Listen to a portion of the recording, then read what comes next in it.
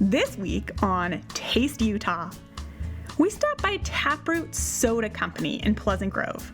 Their mantra is clear. When you do good, you feel good. Taproot is an intentionally driven soda company sourcing the purest ingredients and handcrafting their small batch fizzy beverages. They're introducing us to unique and refreshing flavor combinations like blackberry mint and lemon lime lavender. Even their take on the classic root beer is an awe-inducing experience you're going to want to savor. Then, we travel down to southern Utah, where we'll introduce you to a classically trained, Michelin-starred French chef. He's putting Cedar City on the culinary map through a menu bursting with sweet and savory items like crepes, croissants, macarons, and filet mignon. Using the finest chocolates and ingredients, he's serving the people who flock to his restaurant out of an unassuming and charming little shack called the French Spot. And it's clear his little restaurant is quickly becoming a do-not-miss dining destination. Taste Utah is more than your typical food show. It's about local flavor, from roots through authentically Utah restaurants. It's the people and the places that make Utah a dining destination. There's so much soil and earth to uncover and still so many great Utah restaurants to savor. We bring you the stories and we spread the love. The best thing about Utah, the views along the way, they're not bad either. We're not afraid to get our hands just a little dirty. Food is a necessity. It's how we create it and share it and experience it together that truly shapes our community. Whether you're choosing to dine in our dining rooms, order to go, or get delivery, you always have a seat at this table. Are you ready to taste Utah?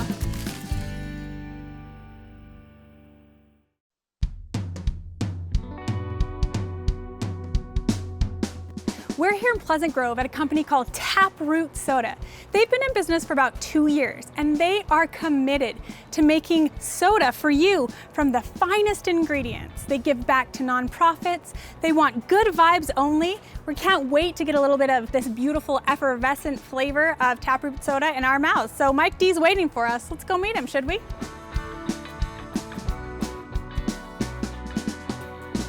Mike D! What's up, How Katy? are you? I'm well, and you? I'm doing really well. It's so great to Awesome. meet you. Well, thanks for coming in. We're so excited to be here. Now, I promised the audience that you're going to give us a sneak peek at how the magic is made with Taproot. You bet. We're creating a batch right now if you guys want to come back and check it out. We do. All right. Let's do it.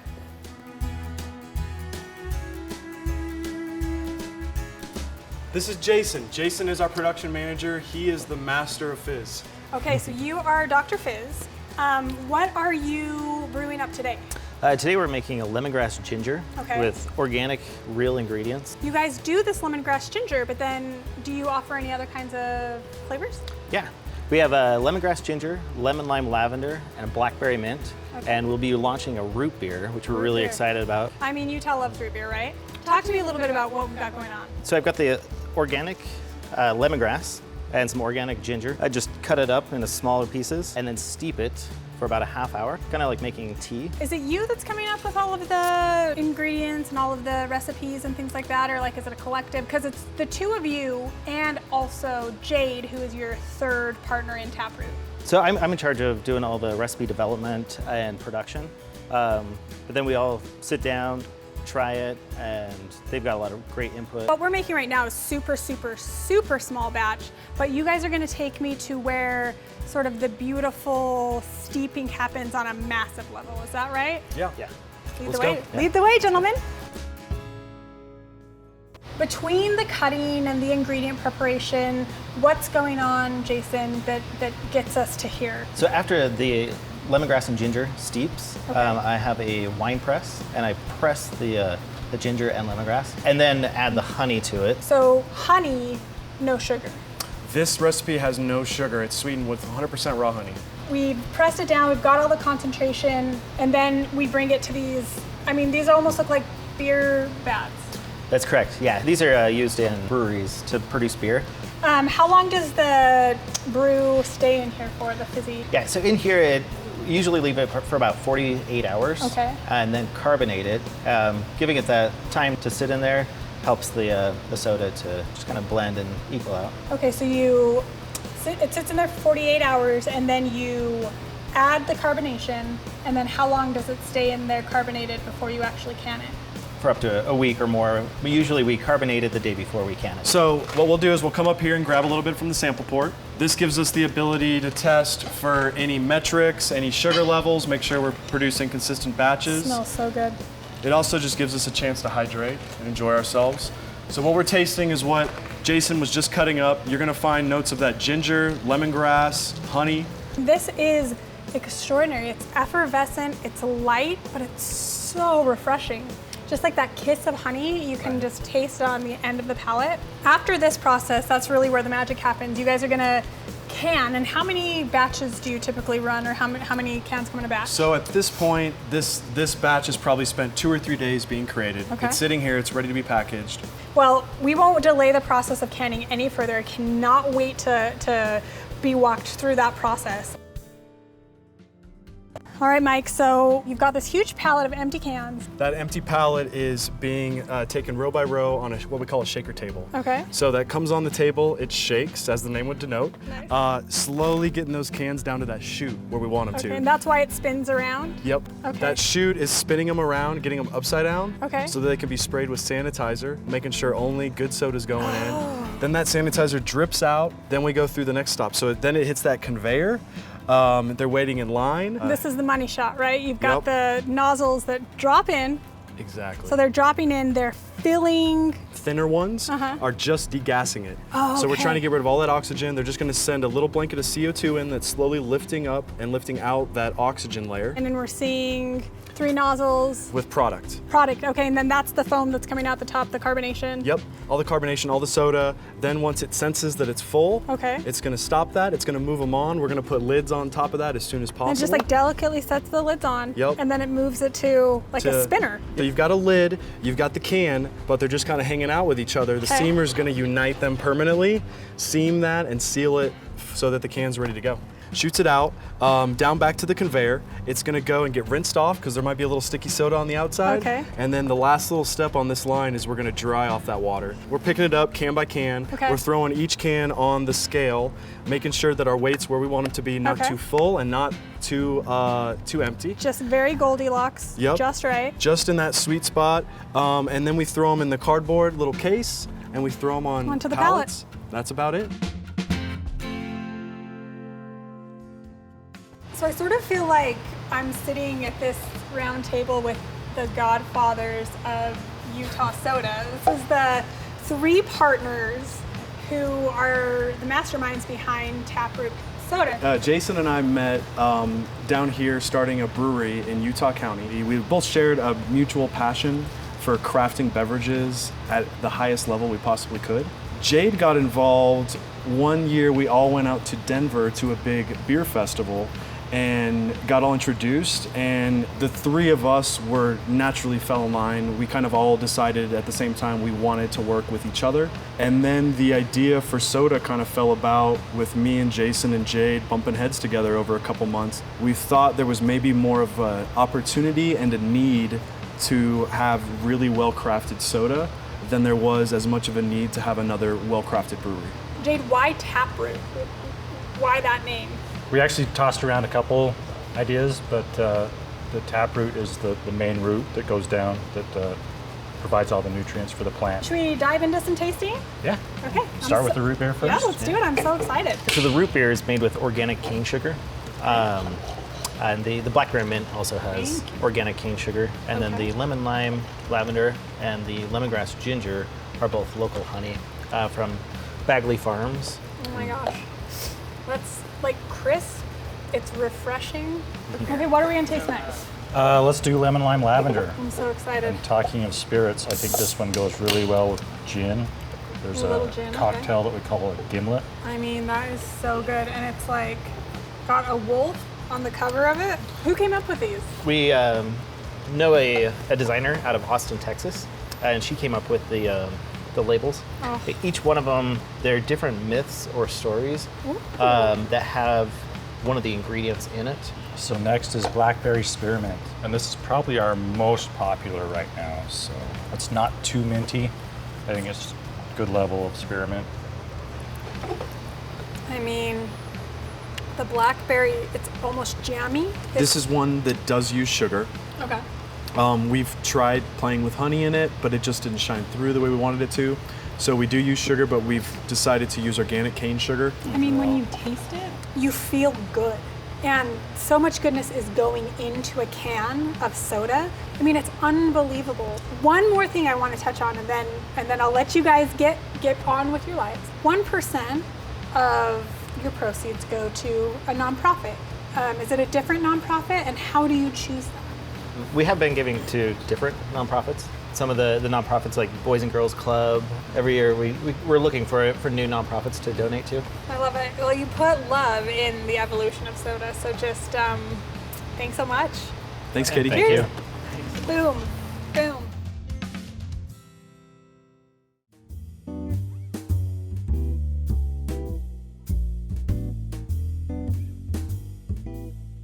You may ask yourself, what is a Michelin star French chef doing in Cedar City? Well, he is making his mark.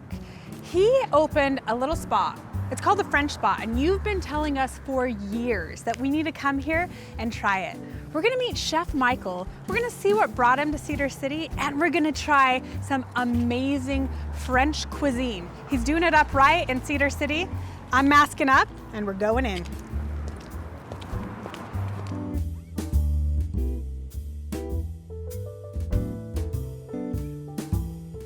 Chef Michael! Hello. This is amazing. You have already prepared a little bit of a treat for me. It's very fast. The shop is right here. Yes, we have the shop here. We have the kitchen on the side. We make everything fresh. When people talk about coming to Cedar City, they say you have to stop by the French Spot. Oh, thank And you. I'm gonna brag on you just a little bit because you're a classically trained French chef. You have worked at Michelin star restaurants. You've been the chef of Michelin star restaurants. Yes, it's my job. Yes. And yet here you are in Cedar City, Utah. Because my wife, we live in New York for many years. I come here in 1983, and my wife is a French professor in on the SUU University. You know. Yes, she teach in the big college before in Hunter, in New York City. Where was she teaching in New York City? Hunter College. Oh, Hunter College. Yes, Hunter College. Yes. So she was teaching in New York at Hunter College. Yeah. And then decided to come to Southern yeah, Utah she University. have a very good job in Utah. She loves Utah. It's beautiful state. I mean, We yeah. said, we're going to stay. Chef, tell us what we have in front of us. We have very classic French cuisine. Yeah, it's the French cuisine. We have salmons. You can start with fresh salmons with ginger and black pepper on the top. Crunch. I'll have a little bite of this. Yes. So you have sweet dishes and you have savory dishes. Yes, So we do everything. Yes. People can come for the macarons or the crepes, but many people come for a meal. For the meal, yes. The pepper on the salmon it's like freshly cracked or Yes, it's a freshly crunched. crunched. Yes, with one pot. You crunch it with a pot? Yes, on the last minute. I love it. It just brings a nice The flavor is great. It bursts. It's beautiful. Talk to me a little bit about the process of making like a traditional French macaron. We do 11 macarons different, you know. All the macaron is not the same because I do myself on the pastry bag, you know. Yes. This is lavender, lemon, cotton candies, raspberry, vanilla, caramel, and coconut, yes. And we make the truffles too. The truffles are amazing. The salmon is amazing. We've got traditional French tarts. What do we have over here? It's an almond filling inside. And then croissants. Or the croissant we make on the night times. Oh, and that's quite a process. This is very famous because it's an almond croissant. Almond croissants You are one of my taste that. It's great. like this is one of my most favorite things. Oh my gosh, and it's just like flaky and delicious. The croissant process is quite labor intensive, correct? Yes, we make a fresh morning, afternoon, night. Because the business is open 8 o'clock in the morning, we close 10 p.m. What kind of beverages do you serve? We serve coffee Huh? and the very famous hot chocolate. We Calbot chocolate, yes. Hot chocolate with whipped cream and chocolate on the top. What makes it famous? Because it's a fresh, it's a chocolate and milk and cream. So it's real chocolate. Yes. You're not getting a powder. No. You're melting down You're chocolate melting. with cream. Cook, heavy cream, and voila. Chef, how has COVID affected the business? February and March, it was very quiet, you know. And one part, April too. And May, business go Shot up. back up. Everywhere in Utah, I think. Yeah. Yes. And your restaurant model here is really sort of COVID friendly, right? Yes, we have a terrace. I like the idea of the terrace, you know. Yeah. Not inside, just the terrace. Not a ton of overhead, you know, you're not No. trying to maximize your space. It's just right here. Exactly. Chef, what do you love about cooking? It's my job, you know. I work for the best chef in France. Yeah. I work for Paul Bocuse. I work for Gaston Lenôtre, the famous pastry chef, because I like to cook, to bake. So. A classically trained French chef, that is, it's sort of an arduous process. It's a badge of honor, yes? It's true. It's take in France before my generation. It take 10 years to learning. And you would Yes. intern in a kitchen, and the Yeah. chef would take you in and under his wing and It's true. maybe harass you a little bit. My son is a chef too. Oh, he is? Yes, he's a pastry chef in San Francisco. We have one second business in San Francisco. You have a French spot Yes, the in French San spot, Francisco yes. that We your do, son. Yes, we do many pastry online now. We sell online. Yes. So you sell pastries online. Online, yes. So people that are watching this and they're like, "Ooh, I would really love to get that almond croissant that Katy is stuffing her face with." So They can buy it online. online, yes. That's amazing. San Francisco, the In French San spot. Francisco. I Yes. love it. Chef, what I would love to do is pop back in the kitchen and see the crepes be made. Is that a possibility? Yes, of course, we make the crepe all together. Let's make that happen. Thank Great. you. All right.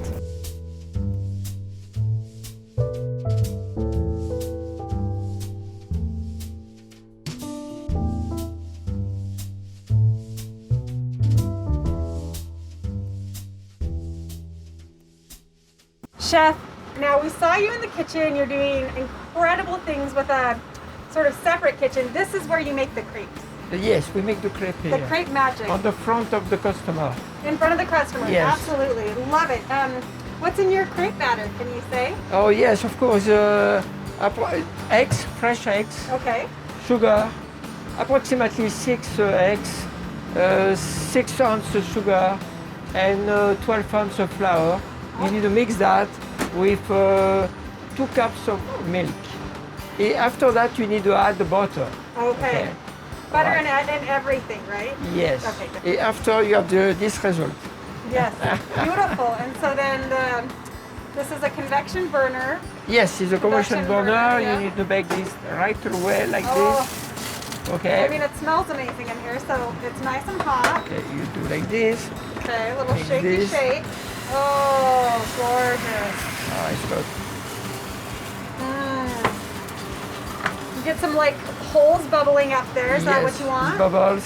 Okay. Just for 1 minute, okay? And how do you know? Do you time it, or is it all by touch and feel and sight? Just 1 minute, you see the color. If the color is a golden, you see the color on the side? yes. It's going golden, it should be ready. Oh. And you use Yes. you use your gloved hands. Yes, of course. Oh, amazing. Beautiful. Color. I've seen crepes being made with, these long spatulas and things, and it's like you don't even need that. You just glove up. All right, this is ready. You see? Okay. You can do one more. Mix Okay, this, one more. Okay. Turn this like this. Okay. More, like more, this, more. Like this, like Yes. this, like this, like this. Oh, Oh, you I do feel that. so much pressure. We're just waiting for it to get this You nice wait golden a little brown. bit because it's not easy. You take your crepe like this, the dough, like Okay. this on the side. On the side. After you turn. Okay. Just kind of. Okay. Yes. What kind of crepes you've got sweet crepes, you've got savory crepes? Yes, we do raspberries, strawberries, fresh product, you know. Yes. Nutella and bananas. Oh, a little And, something yeah. for everyone. It's ready. Okay, Color is put good. it down, beautiful. See the color is red. Color is Nice good. color. And then what are we gonna put in there? Some raspberry, maybe on the fresh raspberry. Okay.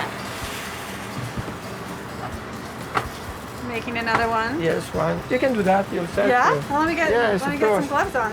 Take the glove. Now I'm Yes, gonna turn it. Try to. Yes, perfect. How fun! That's really amazing. It just lifts right out. It's ready. Now fresh berries. Fresh berries. Okay. Make sure it's a wash before. I wash before. Put inside. Little bit strawberry juice Oh, or raspberry mixed juice. raspberry You juice, mix. little moisture Okay. in there. Okay. Right? Now You turn roll it this up. like this. Okay. Do like this. A little bit. Like Yes, this. do like this. And then like this. Yes. And then like Cover. just like that. And you put two raspberry on the top. Okay. Fresh raspberries. Like this. Little bit sugar. A little bit of make it rain. A little powdered You can sugar. do that. Little bit a more. Yes, perfect. It's Oh, ready. Look what I did! I feel so proud. Oh, You did. Chef, you are Very good. amazing. This has just been such an extraordinary experience. Thank you so much. You're welcome. Enjoy for your crepe, Oh, okay? merci.